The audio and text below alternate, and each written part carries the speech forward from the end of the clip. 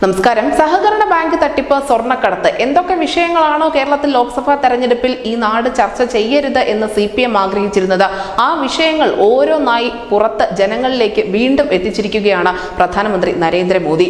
ഇന്ന് തലസ്ഥാനത്ത് കാട്ടാക്കടയിൽ നടന്ന NDAയുടെ പൊതുസമ്മേളനത്തിലാണ് അദ്ദേഹം സ്വർണ്ണക്കടത്ത് വിഷയം വളരെ കാര്യമായി തന്നെ വീണ്ടും പ്രതിപാദിച്ചിരിക്കുന്നത്. പ്രതികളെ രക്ഷിക്കുന്നതിന് വേണ്ടി സർക്കാർ സംവിധാനം ഉപയോഗിച്ചു എന്നുള്ള ഏറ്റവും ഗുരുതരമായ ആരോപണം കൂടി മോദി മുന്നോട്ട് വെക്കുന്നുണ്ട്.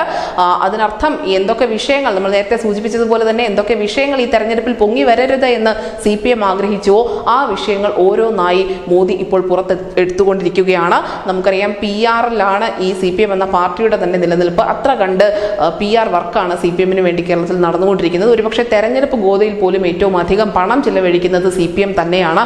CPM ഇത്ര കണ്ട് പണം ചിലവഴിച്ച് അവരെ വെളുപ്പിച്ച് മുന്നോട്ട് പോകുന്നതിനിടയിലാണ് മോദി PR-ന് പോലും വെളുപ്പിക്കാൻ സാധിക്കാത്ത തരത്തിലുള്ള വിഷയങ്ങൾ വീണ്ടും ജനശ്രദ്ധയിലേക്ക് എത്തിച്ചുകൊണ്ടിരിക്കുന്നത്. എന്തായാലും സ്വർണ്ണക്കടത്ത് ഉൾപ്പെടെയുള്ള വിഷയങ്ങൾ വീണ്ടും കേരളത്തിൽ സജീവമായി തന്നെ ചർച്ചയിൽ വരും എന്ന് തന്നെ വേണം നമ്മൾ ഇതിൽ നിന്ന് മനസ്സിലാക്കാൻ.